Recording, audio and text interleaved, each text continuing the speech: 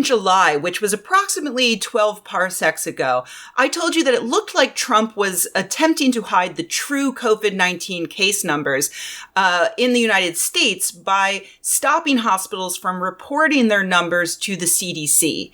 Instead, the administration decided that they should only report it to the U.S. Department of Health and Human Services, or HHS. While the CDC makes data public, the HHS is under no mandate to do so. One thing I didn't mention in that previous video was that in April of this year, Trump appointed Michael Caputo to be the spokesperson of the HHS. Caputo has absolutely no background in healthcare that would remotely qualify him for such a job. But he was involved in Trump's campaign bid, and he calls Roger Stone his big brother and mentor. They used to vacation together before Stone was convicted of several felonies. And he's pals with Paul Manafort and Michael Cohen, and you get the idea. He's a buddy of Trump, and that's good enough for whatever position he wants. That's not to say that he didn't have some strong opinions about healthcare. In since-deleted tweets, he speculated that COVID-19 erupted in China because millions of Chinese suck the blood out of rabid bats as an appetizer and eat the ass out of anteaters. He also tweeted hashtag Chinese virus 20 times in a row, so that's fun.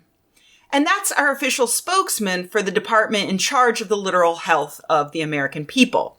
Will it now surprise you to learn that Politico discovered that he has spent the past few months intimidating CDC scientists and changing their weekly scientific reports?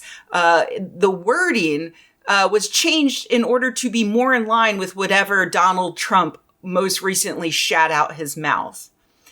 According to whistleblowers, Caputo and his aides have attempted to bully the CDC into downplaying the risks of COVID-19 and placing the blame for deaths on the victims themselves.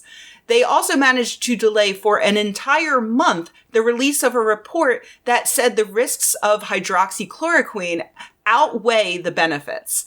They claimed that the report's author was politically biased, which is just mwah. That's one entire month during which doctors in the United States didn't have scientifically accurate information from the agency that is meant to guide how they respond to a pandemic in which nearly 200,000 Americans have died thus far. Because a reality TV star learned a 6-syllable medical term and wouldn't stop saying it like a toddler. One aide complained in an email that the CDC was purposely trying to hurt Trump by saying that once kids get together, there will be spread and this will impact school reopening. Very misleading by CDC, and shame on them. Their aim is clear. Yeah, I can't believe that the Centers for Disease Control tried to say reopening in-person schooling was going to lead to an increase in virus spread, when the facts show us that, I don't know, for instance, one school district in Mississippi reopened only to immediately need to quarantine 120 staff and students. A football coach died.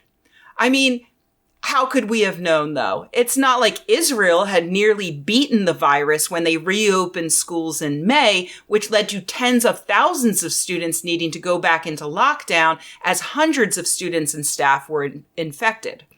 Very misleading of the CDC. Shame on them. These bombshells didn't seem to get Caputo down at all, though, since just a few days after Politico released their report, he hopped on to Facebook Live to not only reiterate his fantasy that, and I quote, people deep in the bowels of the CDC have given up science and become political animals, but it got even crazier when he insisted that liberals in general were forming an armed resistance that would enact violence after the election. Allow me to quote from the New York Times. "I don't like being alone in Washington," he said, describing shadows on the ceiling in my apartment. There alone, shadows are so long. He then ran through a series of conspiracy theories, culminating in a prediction that Mr. Trump will win re-election, but his Democratic opponent, Joe Biden, will refuse to concede. And when Donald Trump refuses to stand down at the inauguration, the shooting will begin, he said. The drills that you've seen are nothing. He added, if you carry guns, buy ammunition, ladies and gentlemen, because it's going to be hard to get. Yikes. Like, I know the inmates are running the asylum, but holy shit, the inmates are running the asylum. This man is the spokesman for a $1.286 trillion federal agency. And he is insane. I know.